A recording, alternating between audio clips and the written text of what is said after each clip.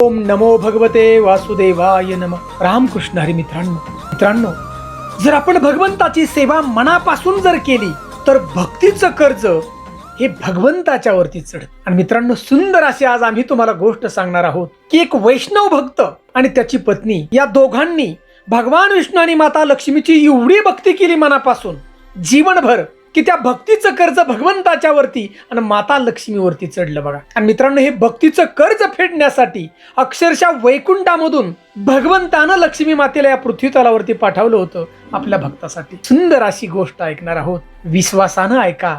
आणि शेवटी आम्हाला कमेंट फक्त ओम नमो भगवते वासुदेवाय नमः अशी कमेंट मात्र जरूर. चॅनलवरती आपण प्रथम असताल तर नक्की सबस्क्राईब करा आणि बेल घंटीचं बटन मात्र दाबा, कारण तरच आमचा हा भक्तिभावाचा व्हिडिओ आपल्यापर्यंत त्वरित पोहोचेल. मित्रांनो, चला सुंदर अशी ही भक्तीची कथा या पवित्र असणाऱ्या अधिक मासामध्ये आपण ऐकूया. मित्रांनो, एका गावामध्ये विठोबा नावाचा एक भक्त होता आणि त्याची पत्नी जानूबाई. अफाट भक्ती भगवंताच्या. हे शेतकरी कुटुंब, मुलबाळ नव्हतं, फक्त एकच शेत आणि त्याच्यावरती त्यांची उपजीविका चाललेली होती. परंतु या दोघाही पती पत्नींचा एक नियम होता की ब्रह्ममुहूर्तावरती उठायचं, लवकर 4:30-5 उठायची, स्नान करायचं आणि प्रथम भगवंताचं त्या ठिकाणी पूजन करायचं, भगवान विष्णू आणि माता लक्ष्मीचं मनापासून त्या ठिकाणी नामस्मरण दोघही पती पत्नी करत होते. नंतर स्वयंपाक करायची पत्नी आणि पहिला भोग त्या ठिकाणी भगवंताला अर्पित करायचा आणि माता लक्ष्मीला नैवेद्य दाखवायचा. मगच दोघेही जेवण करायचे आणि आपल्या शेतात कामाला निघून जायचे. दिवसभर एवढी भक्ती बघा की शेतातही काम करता करता श्वासागणिस्ती भगवंताचं नामस्मरण करत होते की भगवंतानंच आम्हाला जीवन दिले, त्याचंच आम्ही नाव घेणार. दिवसामागून दिवस चालले होते, कित्येक वर्ष गेली. महिन्यातून येणाऱ्या दोन्ही एकादशी त्याचाही दोघेही उपास त्या ठिकाणी करायचे. वर्षामध्ये येणारी आषाढी वारी, कार्तिकी वारी अगदी चालत जायचे. सगळा संसार सोडून पंढरपूरला आणि पांडुरंगाच्या पायाशी नतमस्तक व्हायचे. बघा, एवढी अफाट भक्ती. वर्षानुवर्षाचा काळ निघून गेला. पावसाळ्याचे दिवस जवळ आलेले होते आणि ही जानूबाई जी होती ते आपल्या पती म्हणाले, स्वामी, अहो आपलं घर गळतंय दरवेळेला पावसाळ्यात. अक्षरशः बसाही जागा राहत नाही, आपल्याला झोपायला जागा राहत नाही, पाणी घरात आणि मंदिर त्या ठिकाणी भिजतं पाऊस आल्यानंतर. एवढं घर आपलं गळतंय. या वर्षी तुम्ही काही बी करा बाबा आणि या घराची दुरुस्ती करा. आता हा विठोबा त्या ठिकाणी म्हणाला बघा आपल्या पत्नीला की मी ह्या वर्षी घर जरूर दुरुस्ती करेल. पत्नी म्हणला, अहो पैसे कुठून आणायचो आपण, आपल्याकडे तर काहीच पैसे नाही. शेतात जेवढं पिकतंय तेवढं आपल्याला खायला लागतं, एकच शेत. आणि त्यावेळी पतीनं सांगितलंय विठोबानं, तू काही काळजी करू नकोस, मी या 2 दिवसामध्ये सावकाराकडून पैसे आणतो 1000 रुपये आणि सुंदर दुरुस्त करून घेतो. आणि यावर्षी आपलं उत्पन्न निघेल, शेतातलं पीक कापलं ते विकू आपण उत्पन्न शेतातलं आणि त्या सावकाराचे पैसे देऊन टाकू. पत्नी त्या ठिकाणी म्हणाली, बघा हो आपल्याला जमल का एवढं 10,000 फेड आहे. आणि हा भक्त बघा विठ्ठल भक्त म्हणाला, आपल्या काही काळजी करू नकोस, सगळं भगवंताच्या वरती झोकून देऊ, त्याची सेवा आपण आयुष्यभर केली तो आपल्याला नक्की त्या ठिकाणी यश देईल.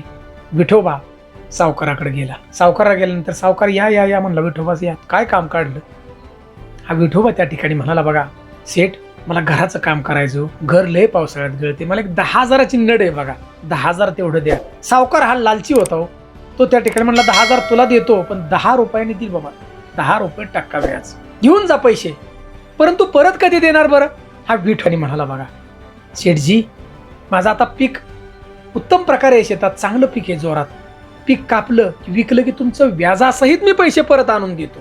सावकाराने बघा 10,000 रुपये दिलं आणि हा विठोबा 10,000 रुपये घरी घेऊन आला. दोघाही पती पत्नीला आनंद झाला की आता आपलं घर नीट होते, पावसाळ्यात आपल्याला सुखी समाधानाने झोप येईल. आणि या विठोबाने बघा 10,000 आपल्या घराची दुरुस्ती करून घेतली. पावसाळा चालू झाला, घर अजिबात गळलं नाही. नेहमीप्रमाणे भगवंताची भक्ती तर चालूच होती लवकर उठून दररोज. आणि शेतात आपलं काम करायचं, ते काढायला आलं होतं बघा. दुसऱ्या दिवशी काढायला जायचं होतं आणि ते विकून पैसे द्यायचे होतं सावकाराचं. परंतु त्या रात्री एवढा मोठा पाऊस झाला, अचानक पाऊस झाला हो. डोंगरावरून पाणी आलं आणि या विठोबाचं सगळं पीक पाण्यामध्ये वाहून गेलं. दोघाही पती पत्नीने सकाळ जाऊन पाहिलं तर पीक नाही, काय नाही, वावरातलीही माती वाहून गेली. दोघे रडू लागले की देवा आम्ही काय करू आता, या सावकाराला कुठून पैसे देऊ. दोघेही पती पत्नी घरी निघून आले. बघा सावकाराचा वायदा होता त्या दिवसाचा. सावकार आला, दरवाजा वाजवला. विठोबानं दरवाजा त्या ठिकाणी उघडला. अरे विठोबा, पैसे दे बाबा माझे 10,000 व्याजासहित. विठोबा आणि त्याची पत्नी दाय मोकळून रडत होते, सावकारला विनवणी करत होते. अहो शेठजी, आमचं पीक सगळं वाहून गेलं, आम्ही याला फक्त मुदत आहे 1 वर्षाची, पुढच्या वर्षी तुमचं सगळं पैसे आम्ही देऊन टाकतो. परंतु शेवट हा लालची सावकार त्या ठिकाणी ऐकत नव्हता. म्हणला, विठोबा तू काही कर, तुझं पीक जाऊ दे, काही हो दे, मला त्याच्याशी काही देणं घेणं नाही. तू माझं व्याजासहित पैसे दे. तुला वर्षाची मुदत मिळणार नाही, तुला 1 दिवसाची मुदत देतो. उद्या संध्याकाळी मी वकिलाला घेऊन येतो. तू तुझं घर आणि तुझी शेती मला द्यावी लागेल. पैसे नाही दिले तर तू काही कर बाबा. आणि हा सावकार आपला निघून गेला. आणि इकडे बघा, ही दोघही पती पत्नी घरातलं जे मंदिर होतं भगवंताचं, मंदिरासमोर देवाला त्या ठिकाणी सांगू लागले, देवा, अरे जीवनभर तुझी आम्ही सेवा केली, जीवनभर श्वासास गणित तुझं नाव घेतले आम्ही. एकादशीचा येणारा उपवास, सगळ्या एकादशी आमच्या जीवनातल्या कधीही चुकल्या नाहीत. एवढी सेवा आम्ही तुमची केली आणि आम्हाला काय फळ रे? शेतातलं सगळं पीक वाहून गेलं. आता ह्या सावकाराला जर आम्ही उद्या जर पैसे दिले नाहीत आम्ही, तर सावकार आमचं घर घेईल, एक शेत आहे ते सुद्धा घेईल. आम्ही रस्त्यावर येऊ देवा, काय करू आम्ही? आणि या ठिकाणी या दोघाही वैष्णव भक्तांचा आवाज वैकुंठाला जाऊन पोहोचला. आणि भगवान श्री हरी विष्णुदेव त्या ठिकाणी लक्ष्मी मातेला म्हणू लागले, देवी, माझा भक्त फार संकटात आहे खाली विठोबा. आणि त्याची पत्नी, जीवनभर त्यानं माझं नाव घेतलं, विश्वासानं, कुठलीही अपेक्षा न बाळगता, कुठलीही त्याने अपेक्षा बाळगली. लक्ष्मी माताने म्हणाली, स्वामी मी काय करू बरं? आणि भगवंतानं सांगितली की लक्ष्मी देवी, तुला आता या पृथ्वी तलावरती जावं लागेल आणि माझ्या भक्ताला धन द्यावं लागेल. कारण या ठिकाणी आपण त्यांची मदत जर नाही केली तर विश्वास उडेल भक्तीवरचा. आणि लक्ष्मी माता बघा या वैकुंठावरून निघाली. आणि हा विठोबा आणि त्याची पत्नी त्या रात्री बघा झोपी गेली. आणि लक्ष्मी माता स्वप्नात आली जानूबाईच्या बघा. आणि स्वप्नात येऊन लक्ष्मी मातेनं सांगितलं की सकाळी तुम्ही लवकर दोघंही उठा आणि तुमच्या शेतामध्ये जा, 7 प्रकारचं धान्य पेरा. म्हणजे हो, काही काळजी करू नका, सावकार आज येणार आहे ना, येऊ द्या, त्याचे पैसे देऊन टाकू आपण. प्रत्यक्षात मला देवीने सांगितलंय संध्याकाळी स्वप्नात येऊन की 7 धान्य त्या ठिकाणी पेरायची, सगळं तुला धन मिळेल. सकाळी सगळी दोघं तर लवकरच उठली. 4:30ला भगवंताचं नामस्मरण केलं, पूजा झाली, सगळं झालं. आणि हा विठोबा आपल्या शेतामध्ये गेला. आता बैल कुठली, एवढी गरीब परिस्थिती, टिकावानं खांदत होता तिथं पेरायचे तिथं. आणि खांता शेतामध्ये या विठोबाला एक हांडा लागला बघा, पितळी हांडा. आवाजाला टिकाव लागला. घाईघाईने बघितलं काय वाजते, उकरून बघितलं तर हांडा. पळत गेला आपल्या पत्नीला सांगाय, घाबरला तो. म्हणला काय आहे शेतात धनी? पत्नीही त्या आली आणि तिने उकारलं आणि पाहिलं तर त्या हांडावर काढल्या काय, सोन्याची नाण्यानं भरलेला हांडा गावला सगळा बघा. विठोबा घाबरत होता. पत्नी म्हणाली, घाबरू नका, हे भगवंतानं दिलेलं धन आहे आपल्याला, लक्ष्मी मातेने, घाबरायचं नाही, आपल्या शेतातले. दोघांनी तो हांडा काढला आणि कुणी रस्त्यानं पाहिलं म्हणून कापडाने बांधला बघा. आणि दोघे घरी घेऊन आले. थोडा वेळ निघून गेला, भगवंताचं नामस्मरण करतच होते. आणि या ठिकाणी बघा हा लालची सावकार आला पैसे मागायला. दरवाजा खटखट वाजवला. विठोबानं दरवाजा उघडला. म्हटलं, अरे विठोबा, माझ्या 10,000 व्याजासाठी टाक, नाही तर चल घर खाली कर. तो माणसं घेऊन आलता सावकार बघा. विठोबानं आपल्या पत्नीला आवाज दिला जानूबाईला की 10 सोन्याची नाणी आण आणि शेठजीला देऊन टाक, मी त्यांचा हिसाब पुरा होईल. आणि जानूबाई 10 नाणी सोन्याची घेऊन आले. त्यातनी सोन्याची नाणी पाहिल्याबरोबर हा लालची सावकाराचं डोळं दिपलं बघा. हा म्हणला, ह्याच्याकडं काल नव्हतं काय, यांनी नाणी आणली कुठून सोन्याची, यांनी काय चोरीबिरी केली काय? आणि विठोबा म्हणाला, शेठजी आम्ही चोरी नाही केली हो, हे धन माझ्या भगवंतानं मला दिलेले, माता लक्ष्मीने मला दिले. आणि त्यांनी 10 नाणी घेतली. हा सावकार विठोबाला सांगितलं, झाला माझा बाबा हिसाब बराबर. सावकार त्याची माणसं निघून गेली. परंतु पहा लालची माणसं कशी असतात. आणि या सावकाराला फार लालसा झाली बघा मनामध्ये. त्याला वाटलं ह्याचा सोन्याचा हांडा यांनी कुठून तरी चोरून आणला असेल. गावाजवळच असणारं पोलीस स्टेशनमध्ये हा सावकार गेला. त्या ठिकाणच्या जमादाराला सांगितलं थोडंफार पैसे देऊन की तुम्ही चला, या विठोबाच्या घरी नक्की सोन्याचा हांडा असावा. आणि सावकार त्या जमादाराला घेऊन या विठोबा भक्ताच्या घरी आला बघा. दार वाजवलं. आता पोलीस म्हणलं की हा घाबरला विठोबा भक्त आणि त्याची पत्नी. जमादार म्हणला, अहो तुमच्या घरात सोन्याचा हांडा आहे, तुम्ही कुठंतरी चोरी केली, आम्हाला जडती घेतली पाहिजे घराची. विठोबा त्या ठिकाणी म्हणू लागला त्याची पत्नी, अहो आम्ही कुठेही चोरी केली नाही, आमच्याकडे असणारं धन हे भगवंताची भक्तीने मिळालेलं आहे आम्हाला.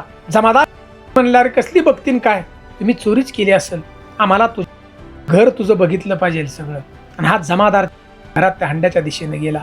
इकडे दोघेही पती पत्नीने डोळे झाकले, भगवंताचं नामस्मरण करू लागले की देवा तू धन दिले आम्हाला, आता चोरीचा आरोप तू येऊन देऊ नकोस. अखंड विश्वाचा मालक आहे हो.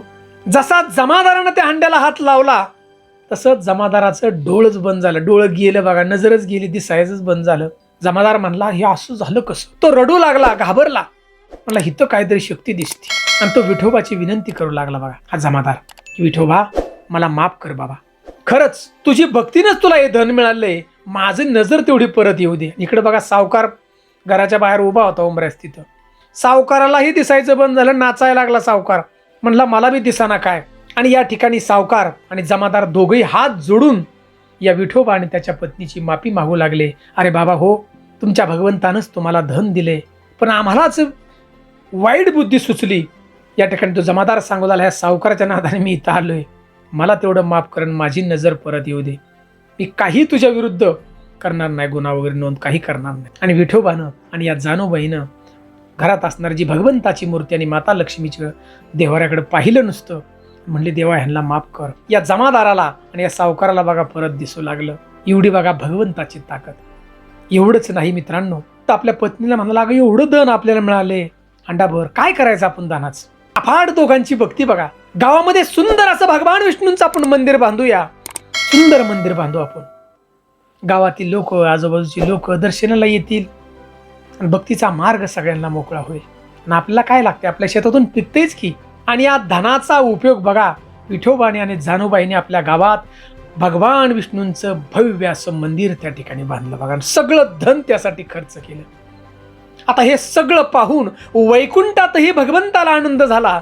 भगवंत लक्ष्मी मातेला सांगू लागलं, देवी पहा माझा भक्त किती निस्वार्थ आहे, तू दिलेलं धन स्वतःसाठी त्यानं वापरलं नाही, जेवढं आहे तेवढंच घेतलं आणि सगळं धनाचा उपयोग या मंदिरामध्ये कामी लावला बघा. मित्रांनो असं आहे बघा भक्तीची ताकद.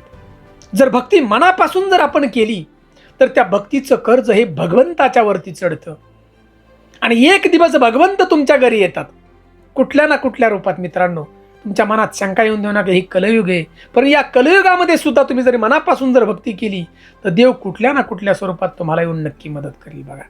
तुम्ही जे कष्ट मेहनत करताय त्याच्यामध्ये तुम्हाला यश मिळेल. तुमची मुलं बाळं उत्तम प्रकारे शिक्षण घेतील, ज्ञान घेतील, उत्तम प्रकारे नोकरीला लागतील, त्याच्या माध्यमातून तुम्हाला धन घरी येईल. त्यामुळे भक्ती ही एक प्रकारची शक्ती आहे मित्रांनो. विश्वास ठेवा आणि मनापासून भक्ती करा. एक दिवस भगवंताला यावंच लागेल तुम्हाला मदत करण्यासाठी.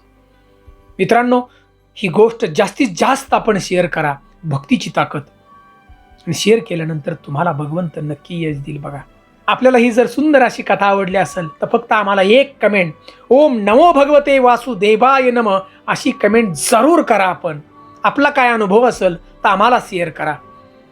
जय जय राम कृष्ण हरी.